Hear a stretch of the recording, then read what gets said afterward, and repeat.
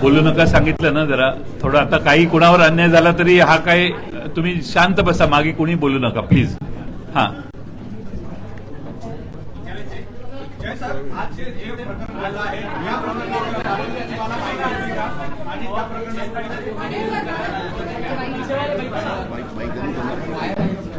Mic चालू का? Mic हा चालू आहे. तुम्हाला माईक देऊ इथे. हा त्यांना माईक देते. माईक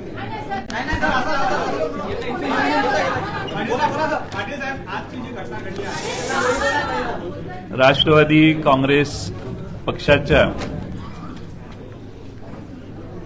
वतीने विरोधी पक्षनेते म्हणून अजित पवार काम करत होते. आज सकाळी त्यांनी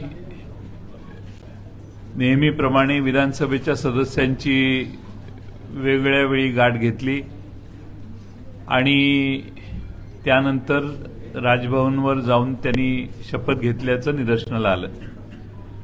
जे आम्ही बघितलं तेच आपण सगळ्यांनी महाराष्ट्राने पाहिलेलं आहे. राष्ट्रवादी काँग्रेस पक्षाचे अध्यक्ष आदरणीय शरद पवार साहेब यांच्याकडून देखील राष्ट्रवादी काँग्रेस पक्षाची भूमिका थोड्या वेळापूर्वी स्पष्ट करण्यात आलेली आहे. महाराष्ट्र राष्ट्रवादी काँग्रेस पक्ष हा पूर्ण ताकदीनं या सगळ्या घटनेत आदरणीय शरद पवार साहेबांच्या बरोबर राहणार आहे हे स्पष्ट करण्यासाठी मी आपल्या सर्वांच्या समोर आलेलो आहे. विधानसभेच्या सदस्यांनी, काही सदस्यांनी मंत्रिमंडळात जाण्याचा निर्णय स्वतः घेतलेला दिसतोय आणि मंत्रिमंडळात पक्षाच्या मान्यतेशिवाय, पक्षाच्या मान्यतेच्या शिवाय त्यांनी विरोधी पक्षाकडे जाऊन, सत्तारूढ पक्षाकडे जाऊन शपथविधीचा हा आजचा कार्यक्रम झालेला आहे. राष्ट्रवादी काँग्रेस पक्ष म्हणून महाराष्ट्रातल्या सर्व कार्यकर्त्यांच्या वतीने आणि विधानसभेच्या विधिमंडळ पक्षाचा गटनेता या नात्याने मी आपल्याला ठामपणाने सांगतो की विधिमंडळ काँग्रेस पक्ष आणि महाराष्ट्रातली राष्ट्रवादी काँग्रेस पक्षाचे सर्व कार्यकर्ते, विधिमंडळ राष्ट्रवादी काँग्रेस पक्ष हा बहुसंख्येने आणि महाराष्ट्रातले कार्यकर्ते तर फार मोठ्या संख्येने झालेल्या घटनेतनं व्यतीत होऊन या संदर्भात आपल्या प्रतिक्रिया महाराष्ट्रभर देत आहेत, झालेल्या घटनेचा निषेध करतायत आणि महाराष्ट्रातले कार्यकर्ते एकसंघपणाने शरद पवार साहेबांच्या बरोबर आहेत ही भूमिका जागोजागी महाराष्ट्रातल्या कानाकोपऱ्यात पुन्हा एकदा व्यक्त करतायत. मला खात्री आहे की आज जो शपथविधी झाला त्याला ज्या सदस्यांना बोलवून घेण्यात आलं त्यांच्या कशावर सह्या घेतल्या अजून आम्हाला कळलेलं नाही, पण त्यातल्या बरेच सदस्य जे टीव्हीवर दिसत होते त्या कार्यक्रमात त्या सर्वांनी शरद पवार साहेबांना भेटून या संदर्भात आम्ही गोंधळलेलो होतो अशी भूमिका व्यक्त केलेली आहे. ते पवार साहेबांशी बोलले आहेत, काही आमदार माझ्याशी बोललेले आहेत आणि त्या सर्व आमदारांचं कन्फ्युजन आहे आणि त्यांना हे इम्प्रेशन होतं. पण आता पवार साहेबांच्या पत्रकार परिषदेमुळे हे आता स्पष्ट झालेलं आहे की या आजच्या घेण्यात आलेल्या कृतीला, करण्यात आलेल्या कृतीला शरद पवार साहेबांचा किंवा राष्ट्रवादी काँग्रेस पक्षाचा कोणताही पाठिंबा नाहीये आणि त्यामुळं महाराष्ट्रातल्या सर्व कार्यकर्त्यांना 5 तारखेला बुधवारी महाराष्ट्रात राष्ट्रवादी काँग्रेस पक्षाचे जे सगळे पदाधिकारी आहेत, राष्ट्रवादी काँग्रेसच्या बरोबर जे फ्रंटलचे पदाधिकारी आहेत, तालुका स्तरावरचे, जिल्हा स्तरावरचे, तालुका अध्यक्ष, जिल्हा अध्यक्ष आणि महाराष्ट्राची जी कार्यकारिणी आहे त्या सर्वांना 5 तारखेला दुपारी 1 वाजता राष्ट्रवादी काँग्रेस पक्षाच्या बैठकीसाठी आदरणीय शरद पवार साहेबांनी आणि महाराष्ट्र प्रांतिक राष्ट्रवादी काँग्रेस पक्षाने यशवंतराव चव्हाण सेंटरला YB चव्हाण सेंटरला बोलवलेलं आहे। आम्हाला माहिती आहे ही जागा अपुरी आहे, पण आम्हाला उपलब्ध असणारा हॉल हा आम्ही आता निश्चित केलेला आहे।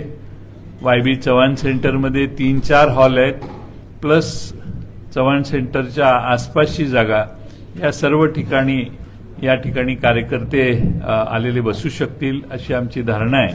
आणि त्यामुळं चव्हाण सेंटरला या बैठकीचं आयोजन केलेलं आहे। या बैठकीत आदरणीय पवार साहेब स्वतः आपली भूमिका अधिक स्पष्टपणानं मांडतीलच, पण त्याचबरोबर महाराष्ट्रातल्या राष्ट्रवादी काँग्रेस पक्षाला या निमित्ताने पुन्हा एकदा या सगळ्या राष्ट्रवादी काँग्रेसमध्ये ज्या घडामोडी झाल्या त्यात पवार साहेबांना पाठिंबा सगळ्यांचाच आहे, त्या सगळ्यांचं पुन्हा एकदा या ठिकाणी एकत्रीकरण करण्याचं काम आमच्या बैठकीत पक्षाचा राज्य स्तरावरचे प्रतिनिधी, पक्षाचे जिल्हा स्तरावरचे सगळे प्रतिनिधी, जिल्हा, तालुका आणि राज्य स्तरावरचे सगळे पदाधिकारी यांना निमंत्रित करण्यात आलेलं आहे। 5 तारखेला तो सभा होणार आहे। आज या निमित्ताने सत्तेत असणाऱ्यांना मेजॉरिटी असताना पुन्हा आणखीन एक विरोधी पक्ष फोडण्याचं काम काही लोकांनी या महाराष्ट्रात केलेलं आहे। एक शिवसेना पक्ष हा फोडण्याचं काम झालं, त्यातला लढा हा सुप्रीम कोर्टात गेला आणि सुप्रीम कोर्टाचे न्यायमूर्ती सर्वोच्च न्यायालयाचे श्री चंद्रचूड +4 यांनी जो निवाडा दिलेला आहे तो निवाडा आपल्या सगळ्यांना सर्वश्रुत आहे आणि त्यामुळं महाराष्ट्रामध्ये अशी घटना पुन्हा घडेल असं वाटत नव्हतं, पण दुर्दैवाने सत्तेत बसणाऱ्या लोकांनी अशी पावलं टाकलेली आहेत आणि या संदर्भात आज जी घटना झाली त्यातनं महाराष्ट्रातला दुसराही एक राजकीय पक्ष फोडण्याचं काम करण्यात आलेलं आहे। देशात 9 राज्य आहेत की ज्यामध्ये विरोधी पक्षाला किंवा सत्तेत असणाऱ्या पक्षांना पक्षफोडी करून त्यांची ताकद कमी करण्याचा प्रयत्न करणं। मला खात्री आहे की आदरणीय पवार साहेबांच्या नेतृत्वावर महाराष्ट्राने वेळोवेळी विश्वास दाखवलेला आहे।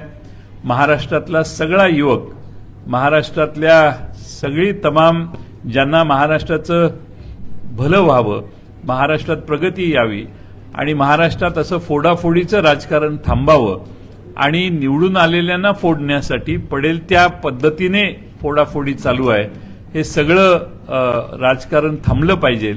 या भूमिकेला, या विचारसरणीला ज्यांचा पाठिंबा आहे ते सर्व सक्षमपणाने महाराष्ट्रभर पवार साहेबांच्या मागे उभा राहतील असा आम्हाला विश्वास आहे।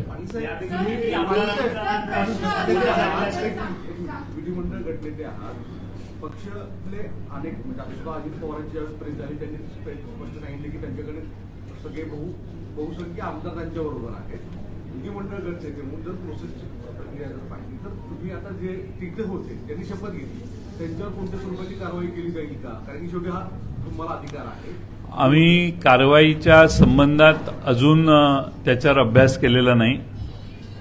त्या बाबतीत योग्य ती आवश्यक ती पावलं ही यथा अवकाश आम्ही टाकू। प्रश्न असा आहे की एकीकडे क्लेम केला जातो की त्यांच्याकडे 40 आमदार आहेत, 35 आमदार आहेत, नेमकी आमदार किती आहेत, आपल्याशी किती संपर्क केला आणि पवार साहेबांशी? मी असं समजतो की ज्या 9 सदस्यांनी शपथ घेतलेली आहे पक्षाच्या धोरणाच्या विरोधात जाऊन, त्यांनीच पलीकडे पाऊल टाकलेलं आहे। उरलेल्या सर्व आमदारांना मी दोष देणार नाही। त्यांनी जर कशावर सह्या केलेल्या असतील तर त्यातले बरेचसे आमदार आज आमच्याशी बोलतायत आणि त्यामुळं पवार साहेबांच्याकडे जाऊन भेटतायत। मलाही दिवसभरात बऱ्याच आमदारांचे फोन आले, म्हणून आपल्याला भेटायला जो वेळ लागला तो त्यामुळेच लागला। मागचे 2 तास बरेच आमदार आमच्याशी बोलले, त्यामुळं त्या सर्वांची नक्की भूमिका काय आहे हे स्पष्टपणाने आमच्या समोर आल्यावर त्या बाबतीतही आम्हाला विचार करावा लागेल।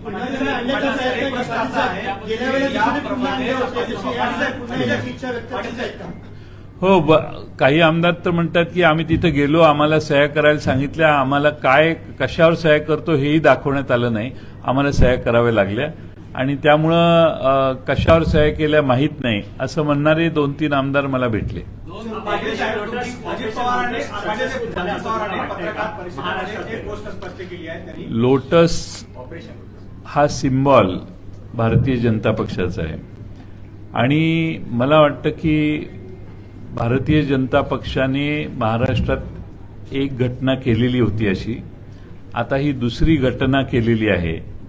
त्यामुळं महाराष्ट्रातल्या जनतेच्या मनात भारतीय जनता पक्षाबद्दल थोड्याशा वेगळ्या भावना पुन्हा एकदा तयार झाल्या. जे शिवसेना फोडल्यावर झालं त्याच पद्धतीनं राष्ट्रवादी फोडताना देखील तशा पद्धतीची प्रतिक्रिया महाराष्ट्रातली जनता निश्चित व्यक्त करेल. अजित पवारांनी स्पष्ट केलं पत्रकार परिषदेमध्ये की आम्ही नेहमी कोण एक करा ना, त्यांना विचारले, त्यांनी आधी सुरू केलेलं. ज्यावेळी शिवसेना फोडली त्यावेळी आरोप झाला होता की खोक्यांचा आरोप झाला होता, यावेळी तसं काय आहे का तुमचा आरोप?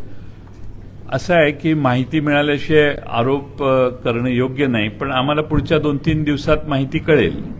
त्यामुळं बेछूटपणाने बोलणं योग्य नाही.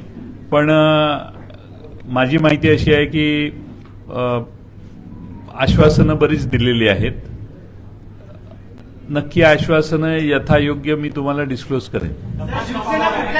अजित पवारांनी पत्रकार परिषदेमध्ये एक गोष्ट स्पष्ट केली आहे की आम्ही जेव्हा शिवसेनेसोबत जाऊ शकतो तर भाजपसोबत जाण्यास काय अडचण आहे, त्यांनी स्पष्टपणे त्या पत्रकार परिषदेमध्ये म्हटलं आहे. नाही, अजित पवार काय म्हटले त्याला उत्तर देण्यासाठी मी ही पत्रकार परिषद घेतलेली नाही. राष्ट्रवादी काँग्रेस पक्ष हा एकसंघ राहील आणि तो शरद पवार साहेबांच्या मागे राहील हे सांगण्यासाठी ही पत्रकार परिषद आहे.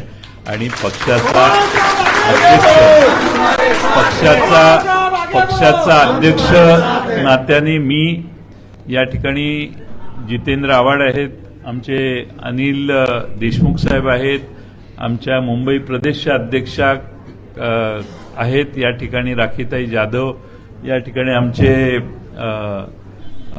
राष्ट्रीय प्रवक्ते इथं बसलेले आहेत. आम्ही सगळ्यांनीच आणि महाराष्ट्रातल्या असंख्य कार्यकर्त्यांनी जे उमेदवार जे आमदार तिकडे गेले टीव्हीवर दिसले त्या आणि काहींनी शपथ घेतली त्या मतदारसंघातल्या कार्यकर्त्यांनी देखील फोन करून या घटनेबद्दल चिंता व्यक्त केली आणि नाराजी व्यक्त केली.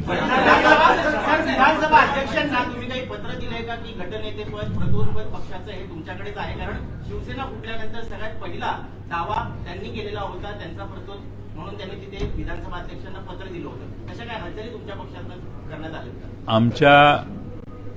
तुम्ही सुप्रीम कोर्टाचा निकाल मागचा वाचला असेल तर सगळ्याच गोष्टी स्पष्ट होतील. पण मी जितेंद्र आव्हाड यांना आमचा चीफ व्हीप म्हणजे मुख्य प्रतोद म्हणून त्यांची नेमणूक केलेली आहे आणि तसं पत्र विधिमंडळ कार्यालयात देण्याची व्यवस्था झालेली आहे. पत्रकार परिषदेत असं देखील म्हटलेलं आहे की आम्ही राष्ट्रवादी पक्ष म्हणून सरकारला पाठिंबा देतो आणि पुढच्या निवडणुका विधानसभा लोकसभा आम्ही घड्याळ चिन्हावर लढतो. पक्षाचा अध्यक्ष म्हणून मी पुन्हा सांगतो की राष्ट्रवादी काँग्रेसचा भारतीय जनता पक्ष व शिंदे गटाला कोणताही पाठिंबा नाही आहे. त्यामध्ये आमच्या पक्षाच्या आदेशाचं किंवा आमच्या पक्षाच्या धोरणांचं उल्लंघन करून ज्यांनी सरकारमध्ये शपथ घेतलेली आणि मंत्री झालेले आहेत त्यांना देखील आमच्या पक्षाचा कोणताही पाठिंबा नाही.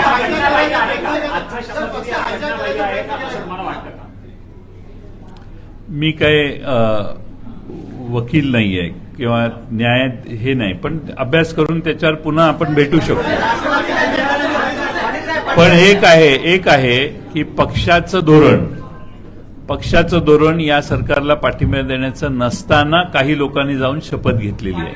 त्यामुळं कायदेशीर काही अडचणी त्यांना आल्या, शेवटी ते आमचे सगळे सहकारी आहेत, पण कायदेशीर अडचणी आल्या तर त्यांना तोंड द्यावं लागेल.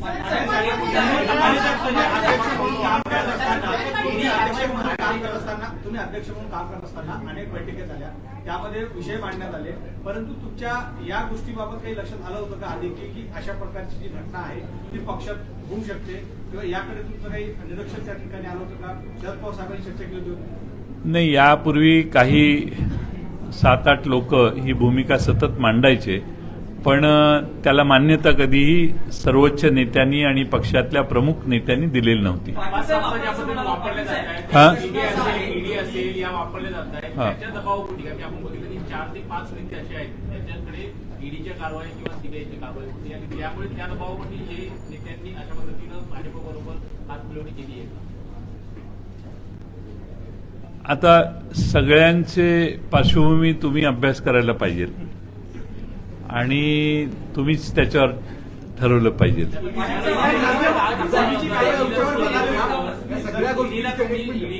ईडीकडे तुम्हाला बोलवण्यात आलं होतं, तुमच्यावर सुद्धा दबाव होता, पण केवळ कारवाई तुमच्यावरती करण्याचा प्रयत्न केला, अशाच पद्धतीनं कुठेतरी दबाव तंत्र वापरलं होतं, तुम्हाला असा निरोप आला होता? मला निरोप त्याच्या तो विषय वेगळा आहे. तो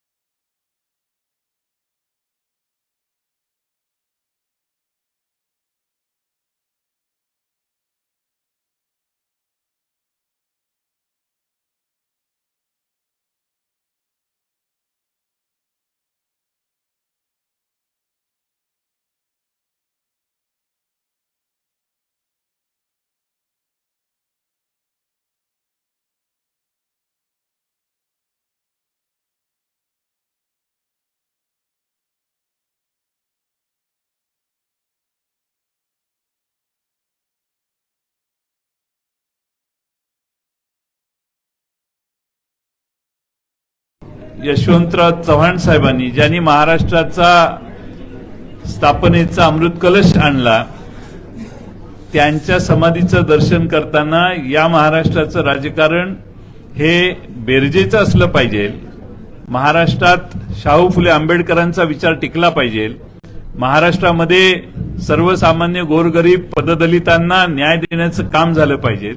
महाराष्ट्रात अल्पसंख्याक माणूस सुरक्षित राहिला पाहिजे आणि महाराष्ट्राने चौफेर विकास केला पाहिजे. ही भूमिका ज्या स्वर्गीय यशवंतराव चव्हाण साहेबांनी महाराष्ट्राला सांगितली स्थापनेपासून, त्यांच्या समाधीचं दर्शन घेण्यासाठी पवारसाहेब जात आहेत. आणि महाराष्ट्रात शाहू फुले आंबेडकरांचं राजकारण अधिक ताकदीनं, पुरोगामी चळवळीचं राजकारण अधिक ताकदीनं महाराष्ट्रात टिकवण्याचं काम शरद पवार साहेब करतायत आणि ते उद्या तिथं जात आहेत. याला विशेष महत्व आहे असं मला वाटतं.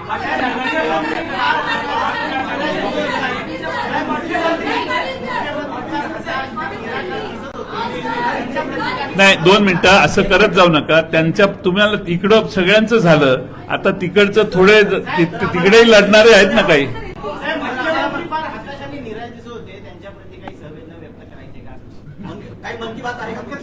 नाही, आता कसं आहे की संख्या बरीच आमच्या बरोबर आलेली आहे. आता तुम्ही आम्हाला तुमच्या मनाप्रमाणे आता राज्य चालणार नाही, आता आमच्या मनाने चालेल असं आता भारतीय जनता पक्ष त्यांना सांगायला लागेल. मधल्या काळात एकनाथ शिंदे हे प्रचंड जोरात चाललेले होते आणि ते कुणाचं फारसं ऐकून घेत नव्हते. ठाणे जिल्ह्यात तर कुणाचीच अपॉइंटमेंट ते मान्य करत नव्हते आणि त्यामुळं काही लोकांना प्रचंड राग एकनाथ शिंदेंचा असावा आणि त्यामुळे त्यांना पर्याय निर्माण करण्यासाठी आता एकनाथ शिंदेंनी जाताना काय सांगितलं, शिवसेनेतून तिकडे जाताना अनेक आमदारांनी काय सांगितलं, तर अजित पवार अर्थमंत्री होते आणि त्यांच्यामुळे आणि राष्ट्रवादीमुळे आमच्यावर अन्याय झाला आणि म्हणून आता आम्ही तिकडे चाललेलो आहे. आता हेच सगळे तिकडे गेले असतील तर मग त्यांना परत जायला एक संधी आहे.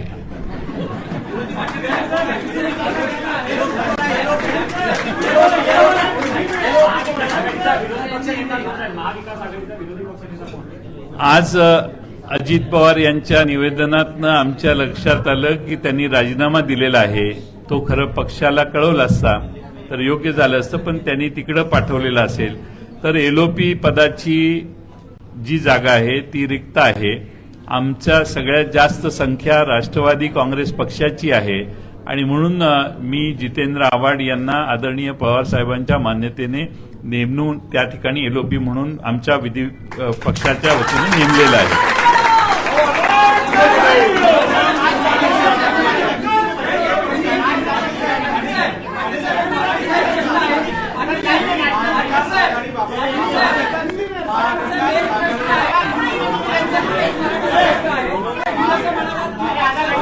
2 मिनिटं हा शेवटचा प्रश्न करू आणि मग करू हिंदीत. पाटील साहेब, तुम्ही असं म्हणालात पक्षाचे आमदार त्यावेळेस गोंधळलेल्या अवस्थेत होते, पण ज्यांनी मंत्रिपदाची शपथ घेतली ते पूर्ण शुद्धीत होते, तर त्यांच्यावर कारवाई करण्यास वेळ घेतला जातो आहे. त्यामुळे तुमचे जे महाविकास आघाडीतले घटक पक्ष मित्र पक्ष आहेत तेही संभ्रमावस्थेत आहेत की कारवाईसाठी एवढा वेळ का घेतला जातो. अहो, वेळ म्हणजे आता दुपारी किती वाजता शपथविधी झाला? 2 वाजता, 2:30-3ला, आता 2ला 3ला काहीतरी झाला शपथविधी. आता शपथविधी झाल्यानंतर या घटना आज होतील असं काही गृहीत धरलेलं नाही कुणी. आता कळलेलं आहे की कुणी कुणी पक्षाच्या निर्णयाचं उल्लंघन केलेलं आहे. त्या बाबतीत आम्ही काय यापूर्वी असं होणार आहे असं गृहीत धरून अभ्यास करून ठेवलेला नाही. त्याच्या बाबतीत योग्य ते सल्ले विचारविने पक्षाच्या स्तरावर करून आम्हाला लवकरात लवकर योग्य ती पावलं आम्ही टाकू. आता हिंदी हा बताइए.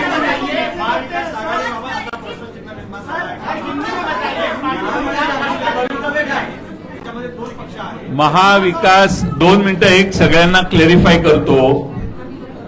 वर्ष सव्वा वर्ष राहिले विधानसभा लोकसभेच्या निवडणुकीला आणि त्यामुळं आता ही विधानसभा वर्ष 1.5 वर्षानं भंग होणार आहे आणि नव्या निवडणुका लागणार आहे. निवडणुकीत आमदार कसे निवडून येतात? लोकांच्या पाठिंब्याने निवडून येतात. पवार साहेबांनी त्यांच्या मुलाखतीमध्ये हे सांगितलेलं आहे की 5 राहिले तरी पुन्हा त्यांनी त्यांचा पक्ष वाढवला. आज महाराष्ट्रातलं सेंटिमेंट काय? महाराष्ट्रात शरद पवार साहेब, उद्धव ठाकरे साहेब आणि राहुल गांधी आणि काँग्रेस पक्ष यांच्याबरोबर राहण्याची भूमिका महाराष्ट्राची आहे आणि त्यामुळं या निवडणुका झाल्यानंतर आज जे तुम्हाला निवडून आलेले विधिमंडळात दिसत आहेत ते चित्र बदलतं, दर 5 वर्षांनी बदलतं.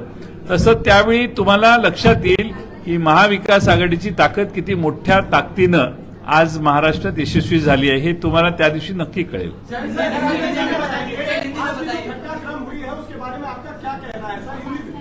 आज जो घटनाक्रम हुआ है वो देखने के बाद ऐसे लगता है कि हमारे पार्टी के कुछ नेता एमएलए उन्होंने सरकार में जाके शपथ ग्रहण किया है और वो मंत्री हो चुके हैं. ये हमारे राष्ट्रवादी कांग्रेस की नीति नहीं थी, हमारा धोरण ये नहीं था. हमारी पॉलिसी महाविकास आघाड़ी के साथ रहने की थी. महाराष्ट्र में कांग्रेस, उद्धव ठाकरे जी की कांग्रेस, शिवसेना और राष्ट्रवादी कांग्रेस का जो गठबंधन है, महागठबंधन, उसमें रहने की हमारी राष्ट्रवादी की नीति है. और इसको छोड़ के जो लोग गए हैं उन्होंने पार्टी के निर्णय के खिलाफ निर्णय लिया है. उन्होंने पार्टी की जो सीमा रेखा है उसका उल्लंघन उन्होंने किया है. आपके साथ है 5 तारीख को आदरणीय शरद पवार जी के साहब के नेतृत्व में मुंबई में यशवंतराव चौहान प्रतिष्ठान के यहाँ महाराष्ट्र के सारे जिले के कार्यकर्ता, राज्य के कार्यकर्ता और नेताओं की एक बैठक बुलाई गई है और वो 5 तारीख को दोपहर में 1 बजे चौहान प्रतिष्ठान को होने वाली है. कितने विधायक आपके साथ हैं और कितने विधायक अजीत? नहीं, इसमें तकलीफ ये है कि जो विधायक टीवी पे हमने देखे, अभी हमारे पास तो लिस्ट नहीं है कि कौन उस तरफ गए हैं, लेकिन जिनको टीवी पे गए थे उनको बात करने के बाद वो बोलते हैं कि नहीं हम वापस आना चाहते हैं. तो अभी विधायकों का जो संख्या है वो आज हम बता नहीं पाते। हम इतना ही कह सकते हैं कि 9 जन हैं जो उधर गए हैं, बाकी सारे लोग वहां शपथ विधि देखने के लिए गए थे, ऐसे हम समझते हैं। पार्टी में कोई नई अपॉइंटमेंट आपने की है क्या, बदलाव कर रहे हैं, कार्रवाई होगी? हमारी पार्टी ने एज अ पार्टी चीफ अध्यक्ष के नाते मैंने राष्ट्रवादी कांग्रेस के विधानसभा के जो चीफ व्हिप है वो हमारे चीफ व्हिप ही उधर जाके मंत्री हो गए। वो जो सुबह से मेरे साथ बात कर रहे थे, तो उनकी जगह हमारे सीनियर जो विधायक है, जो पहले मंत्री रह चुके हैं, वो जितेंद्र आवाड़ साहब, उनको हमने वहां पे चीफ व्हिप करके नियुक्ति दी है। पत्रकारों के बार बार सवाल करने पर कम से कम 6 से 7 बार ये जवाब दिया कि राष्ट्रवादी कांग्रेस पार्टी के सभी विधायक, सभी नेता, सभी मतलब सब कुछ शरद पवार साहब की तरफ इशारा किया कि सबकी सहमति से ये चीज हुई है। क्या शिंदे ने जो शिवसेना उद्धव ठाकरे साथ किया वही चीज अजित पवार भी कर रहे हैं, जो कानूनी दावपेच उनका समझौता से चल रहा है, वही चीज की शुरुआत हो रही है क्या? शरद पवार साहब ने अपनी भूमिका स्पष्ट की है। उसमें ये समझ में आता है कि ये जो घटना हुई है उसको उन्होंने कंसेंट दिया नहीं है, उसमें कोई अभी शक नहीं है। अब सारे विधायकों को अगर कहा गया होगा कि राष्ट्रवादी पार्टी अपनी रहने वाली है, सिंबल भी अपना ही रहने वाला है, तो उस गलतफहमी में शायद कुछ लोग कुछ काल रहेंगे, फिर में आगे जाके सारी चीजें स्पष्ट होगी, ऐसा मुझे लगता है। हमारी महाराष्ट्र के सारे जिले से जो मुझे लोगों का रिस्पांस आ रहा है वो देखते हुए मुझे ऐसा लगता है कि महाराष्ट्र की जनता फिर एक बार शरद पवार साहब के, महाराष्ट्र का सारा यूथ शरद पवार साहब के पीछे खड़ा रहने वाला है, उनको सपोर्ट करने वाला है। क्या लगता है इस शपथ विधि के अंदर जिनके ऊपर ईडी की कार्रवाई थी, 4 से 5 मंत्री नेता ऐसे जिनके ऊपर ईडी की कार्रवाई थी, तो इसको लेके क्या कहना चाहिए? मैं कुछ नहीं कहना चाहता हूं, लोग समझदार है और मुझे लगता है ये मैं आप पे ऊपर छोड़ देता हूं, उसका विश्लेषण करने की जिम्मेदारी। दादा के साथ गए हुए हैं शपथ विधि में, जिन्होंने शामिल आज हुए सरकार में, उन पर कार्रवाई की जाएगी आपकी पार्टी की तरफ से आने वाले दिनों में? हम देख अब हमने आज ही हमें पता पड़ा है कि ऐसे ऐसे हुआ है। आवश्यक जो लीगली थोड़ा कंसल्टेशन करके जो भी आवश्यक है वो स्टेप्स हम लेंगे। सब कुछ होता रहा, इतने विधायक इकट्ठे हुए, देवगिरी पर घंटों बैठक चली, मीडिया तक मौजूद थी, लेकिन एनसीपी के दूसरे बड़े नेताओं की बात की भनक नहीं लगी कि गवर्नर हाउस में शपथ ग्रहण की तैयारी चल रही, वहां देखो, विपक्ष के नेता को ये हक बनता है कि उनके घर वो विधायकों को बुलाए। अब जिनको बुलाए हैं वो चले गए, जिनको बुलाया नहीं वो गए नहीं। वहां जाने के बाद पता पड़ा कि ये कुछ अलग कारणों से मीटिंग हो रही है। अब उसके बाद में जो चीज है वो आपके सामने है। भनक लगने की हम उनके ऊपर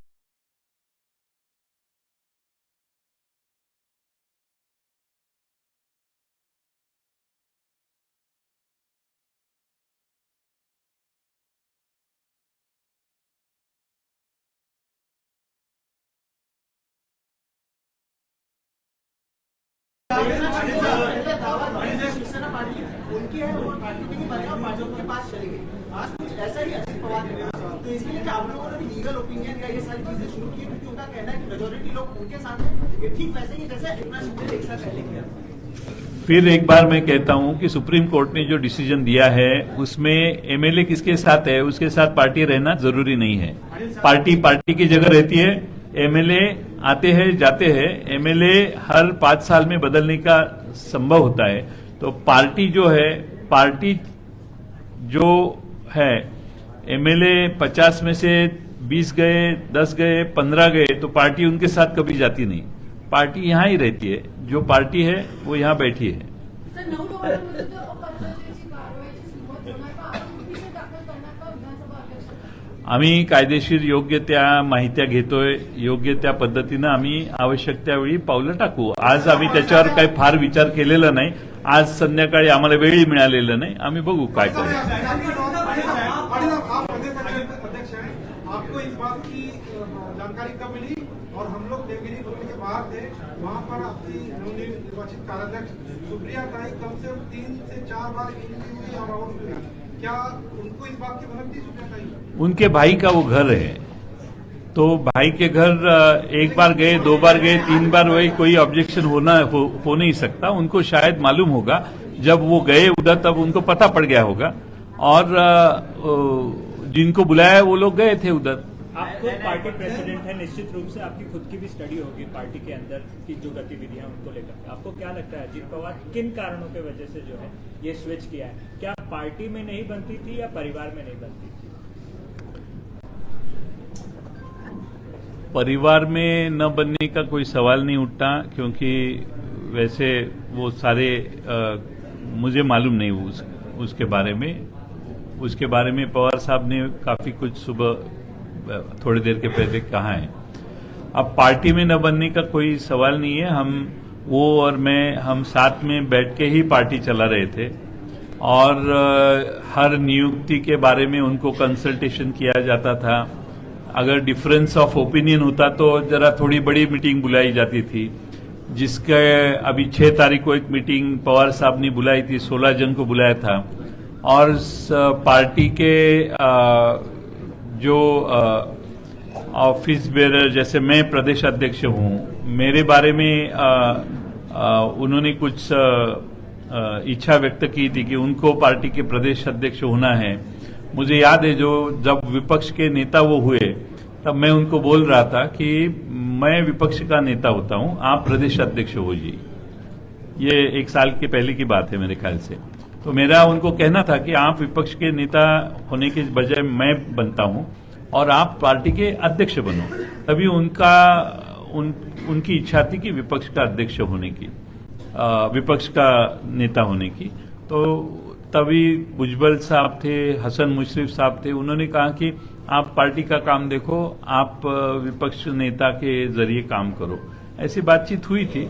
फिर उसके बाद उनकी इच्छा हुई, उन्होंने उस सभा में कुछ कहा, तो उसका भी वो ध्यान में रख के पवार साहब ने 6 तारीख को बैठक बुलाई थी. सारे नेताओं को, महाराष्ट्र के 16-17 लोगों को बुलाया था. शायद पवार साहब उसके ऊपर कुछ निर्णय करने वाले थे, ऐसा मुझे उन्होंने जानकारी दी. ये व्यक्तिगत मतभेद थे या अजीत पवार के संबंध पार्टी से अच्छे नहीं? नहीं, हम कितने साल एक है, 2000, यानी वैसे तो Ajit Pawar Maharashtra state cooperative bank के चेयरमैन हुए, तब मैं महाराष्ट्र साखर संघ का अध्यक्ष था. तब से हम इकट्ठा काम करते आए हैं, एक मंत्रिमंडल में काम किया है. कोई ऐसे विषय नहीं थे कि जिसमें हमारी और उनकी पट्टी नहीं थी. कोई व्यक्तिगत झगड़ा होने की कोई संभावना नहीं थी. पवारांनी म्हटलंय शुक्रवारी विरोधी पक्षांचा राजीनामा दिला. ईडी और सीबीआई के दबाव की बात कही जा रही है. अनिल देशमुख साहब आपके बगल में हैं, वो सारी चीजें फेस कर चुके हैं. क्या उन पर दबाव नहीं था पक्ष बदलने का या अजीत पवार के साथ जाने का? आपको भी सम्मान वगैरह किया गया था, क्या आप लोगों का अप्रोच नहीं किया गया था, या आप लोगों ने इच्छा उनके साथ जाने की जाहिर नहीं की? आपका सवाल थोड़ा सा दुरुस्त करना चाहिए कि किसी ने भी उनके साथ जाने की इच्छा जाहिर नहीं की थी. जो भी गए हैं उनको बुलाया गया और बाद में वो मंत्री हो गए. दूसरी बात यह है कि अनिल देशमुख साहब का सवाल है, उन्होंने तो शिक्षा भुगत के वो आए हैं, फिर भी वो राष्ट्रवादी के साथ पवार साहब के नेतृत्व के साथ बैठे हैं, आज यहां मौजूद है. और मुझे लगता है कि उन्होंने जो उनको भुगतना था, वो यानी उनके ऊपर के आरोप बेबुनियाद थे, झूठे आरोप थे, फिर भी उनको अरेस्ट हुई. काफी 14 महीने वो अंदर थे, लेकिन आज भी फिर वो पार्टी के साथ ठाम ऐसे खड़े हैं. बात अभी हमारे दूसरे जो लोग हैं, तो मुझे लगता है कि ये सवाल हर आदमी को आप जाके पूछना चाहिए और ये इंडिविजुअल उनका अप्रोच है इस सवाल का जवाब क्या देने का। वो सारे लोगों के बिहाफ पे मैं जवाब देना ठीक नहीं है। पार्लियामेंट चुनाव की जो है वो तैयारी कर रही है, क्योंकि ऑपरेशन लोटस जो है फिर से महाराष्ट्र के अंदर हुआ और 2024 का पार्लियामेंट का जो चुनाव है वो सामने है। इसके पहले शिवसेना टूटी, अभी एनसीपी टूटी, क्या बोलना है इसमें? देखिए कि इसके ऊपर क्या बोलना है, लोग देखते हैं ना, लोग देखते हैं क्या हो रहा है क्या नहीं। और हमारी पार्टी टूटी है ये आपको किसने कहा? कुछ चंद विधायक उधर जाके शपथ ग्रहण किया है, उनके ऊपर आवश्यक जो कार्रवाई होगी वो हो जाएगी।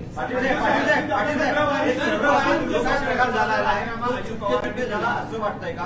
आणि विरोधी पक्षनेते असलेले आता उपमुख्यमंत्री असलेले अजित पवारांची मन की बात ओळखली गेलेली नाही असं तुम्हाला वाटतंय का? नाही, असा वाटायचा काही प्रश्न उद्भवत नाही। त्या बाबतीत बऱ्याच घटना यापूर्वी झालेल्या आहेत आणि त्यामुळे त्याच्यावर काही अधिक भाष्य करण्याची गरज नाही। विरोधी पक्षनेत्या पदावरून शुक्रवारी अजित पवारांनी राजीनामा दिला होता। हाँ? पिछले कुछ दिनों से एकनाथ शिंदे और देवेंद्र फडणवीस के बीच अनबन की खबरें आ रही है और सबके बीच अजित पवार का वहां पर जाना, कैसे आप किस तरह से भी देखते हैं कि जो आप पहले कह रहे थे मराठी में जो बैलेंस आउट करने के बाद कुछ लोगों को पसंद नहीं थे और ऐसे में अजित पवार वहां पर पहुंचे, इसे आप किस तरह? अभी मुझे चिंता है कि एकनाथ शिंदे साहब की समस्या बढ़ जाएगी और उनका जो महत्व था कि वो उधर गए इसलिए तो भाजपा की सरकार महाराष्ट्र में आई, तो वो 40 लेके गए। अब ये इनके साथ कितने हैं 2-3 दिन में क्लियर हो जाएगा। तो एकनाथ शिंदे को पर्याय ढूंढने का प्रयास भाजपा ने किया है, ऐसा मुझे लगता है। नहीं तो उनकी सरकार है, मेजॉरिटी उनकी है और इसीलिए मुझे लगता है कि ये प्रयास किया गया है और एकनाथ शिंदे जी को अभी सोचना चाहिए और ध्यान, यानी उनका जो ये था वो थोड़ा पावर थोड़ा कम होने की संभावना है।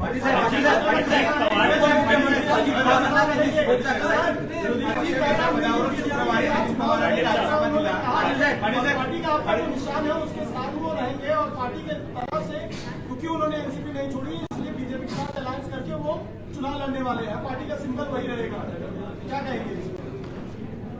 वक्त ही बताएगा क्या होने वाला है, क्योंकि पार्टी राष्ट्रवादी कांग्रेस पार्टी मजबूती से पवार साहब के साथ खड़ी है। महाराष्ट्र में जो कार्यकर्ता है वो सारे पवार साहब के साथ है। आप यहां देख रहे सारे लोग दोपहर से यहां बैठे हैं, ये सारे लोग पवार साहब के साथ 1-2 साल नहीं, पिछले 30-35 साल से काम कर रहे हैं।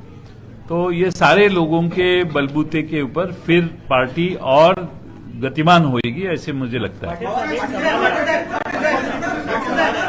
अजित पवार तुमचे सहकारी राहिलेले आहेत। अजित पवार तुमचे सहकारी राहिलेले आहेत। अजित पवार तुमचे सहकारी राहिलेले आहेत। आता उपमुख्यमंत्री पदाची त्यांनी शपथ घेतलेली आहे, तुम्ही आज त्यांना शुभेच्छा दिल्यात का? जर दिल्या नसतील तर काय शुभेच्छा द्या? मी त्यांना शुभेच्छा दिलेल्या नाही आहेत आणि या प्रश्नावर मला तुमच्या मार्फत शुभेच्छा द्यायची पाळी येऊ नये। एक सवाल है मेरा आपसे, विरोधी पक्षनेत्या पदाचा राजीनामा शुक्रवारी दिला असं अजित पवारांनी स्पष्ट केलं आहे। ते राजीनामाबाबत तुम्हाला काय माहिती होतं का? कारण मला माहित नव्हतं, मला माहित नव्हतं। माहित करता अशा प्रकारच्या ज्या घटना होतात याचा अर्थ असा मानला जाईल की हा बंड आधीपासूनच तयार केलेला होता। मला माहित नाही त्यांनी राजीनामा कधी दिला होता। त्यांनी आज सांगितल्यावर कळल्यावर तात्काळ मी जितेंद्र आव्हाडांची नेमणूक देखील केली। हे शुक्रवारी कळलं असतं तर शुक्रवारीच झाली असती। पाटिल साहब, पिछले 1 महीने से ऐसी खबरें आ रही है कि अजीत पवार जो है वो स्विच कर सकते हैं। ऐसे स्थिति में क्या पार्टी समझ नहीं पाई कि अजीत पवार के साथ साथ प्रफुल्ल पटेल भी चले जाएंगे, छगन भुजबल भी चले जाएंगे? पार्टी विफल रही अपने नेताओं को रोकने में। मुझे लगता है प्रफुल्ल पटेल जी राष्ट्रीय कार्याध्यक्ष है और उनका मैं छोटा सा एक बाइट देखा, वो वहां पे स्वेरिंग इन सेरेमनी पे भी उपस्थित थे।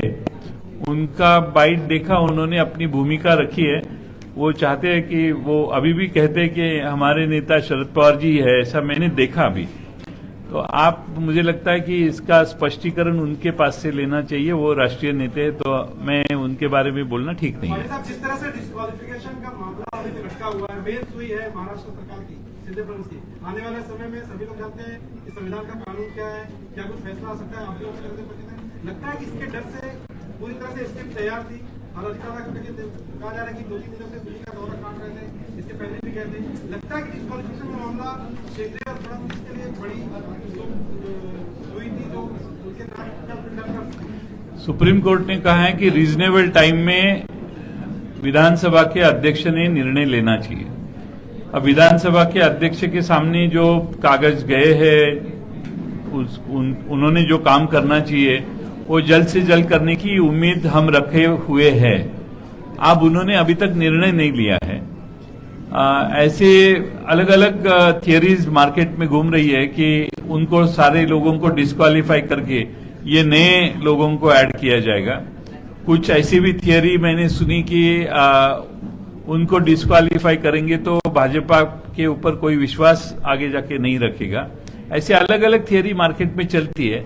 अब क्या करने वाले हैं विधानसभा के अध्यक्ष राहुल नार्वेकर, कुछ भी करना है वो रीजनेबल टाइम में करना चाहिए। मैं हरदम आपके माध्यम से उनको कहने की कोशिश कर रहा हूं कि रीजनेबल टाइम की कुछ डेफिनेशन होने की आवश्यकता है।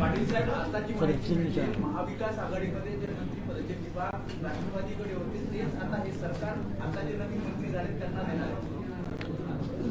आता मला माहित नाही ना हे, मला वाटण्याचा प्रश्न कुठे येतो? मी विरोधी पक्षात आहे, मी विरोधी पक्षात राष्ट्रवादी काँग्रेसमध्ये आहे, त्यामुळे त्यांचं वाटप, खात्याचं वाटप हे एकनाथ शिंदे यांच्या हातात आहे। पण आता मी मगाशी सांगितलं तसं एकनाथ शिंदे ठरवतात का देवेंद्र फडणवीस ठरवतात हे बघायचं आता।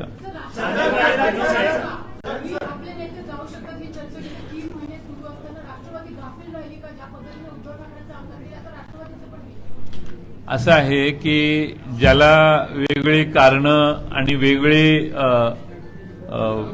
तुमचं अमकं करू, तसं करू, चांगलं करू, तुमचं हे भलं होईल, तुमचं ते भलं होईल, तुम्हाला ह्या गोष्टी मिळतील, तुम्हाला हे फायदे होतील, तुम्हाला एवढं एवढं अशी फायदे होतील, असं सांगितल्यावर त्या प्रलोभनाला बळी पडणारी जी लोक आहेत ती जातातच। ती कितीही धरली तरी हे आमदार आहेत, लोकांच्यातून 3-3, 4-4 लाख लोकांच्यातून निवडून आलेले लोक असतात।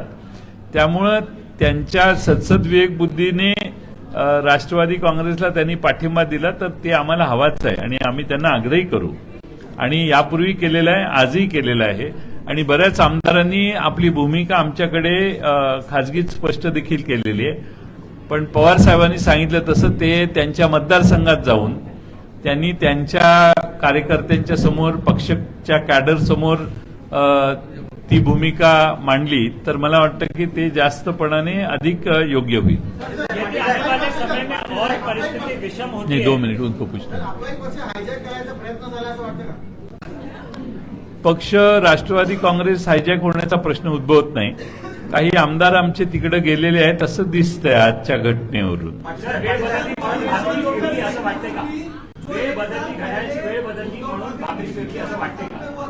हा रॉंग क्वेश्चन आहे, परत विचारा। घड्याळाचे वेळ बदलली म्हणून भाकरी फिरली असं वाटतंय का? म्हणजे काय? म्हणजे राष्ट्रवादीमधनं काही नेते हे शपथविधीला बसले जे राष्ट्रवादीच्या प्रदेश अध्यक्षांना माहिती नाही। मला तिकडे लोक गेले आहेत हे माहित होतं, तिकडून तिकडे जाणार आहेत हे माणसांची संख्या गोळा झाल्यावरच होणार आहे हे मला माहित होतं आणि त्यानंतर तिकडे जाऊन शपथविधी झाला। भाकरी फिरवण्याचा प्रश्न ह्याच्याशी येत नाही। जे घरातनं सोडून, घर सोडूनच गेलेले आहेत त्यांना आपली भाकरी देण्याचा प्रश्न कुठे उद्भवतो?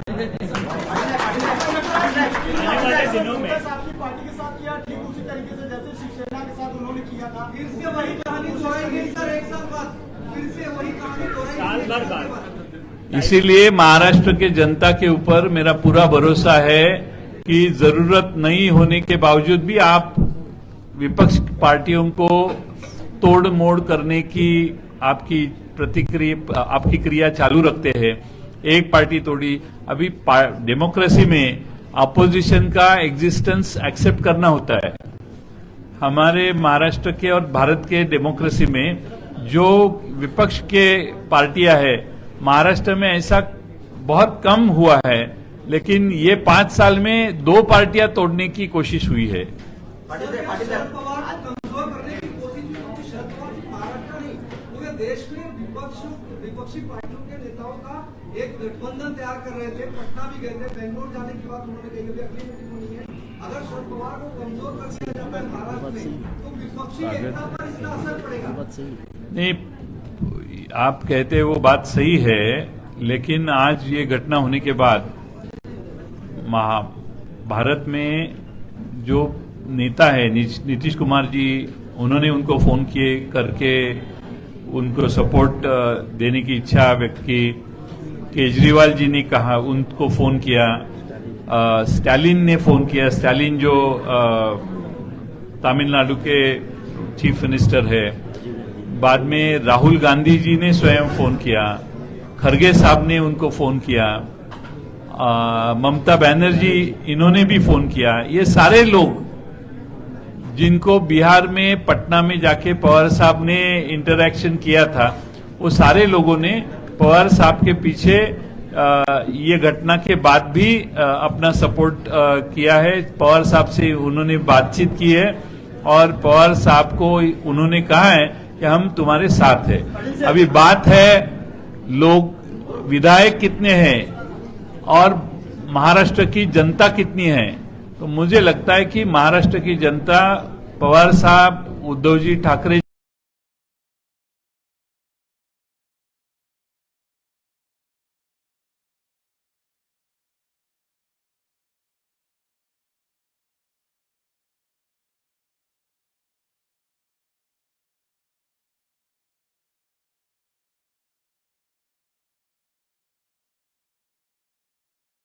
मुरादाबाद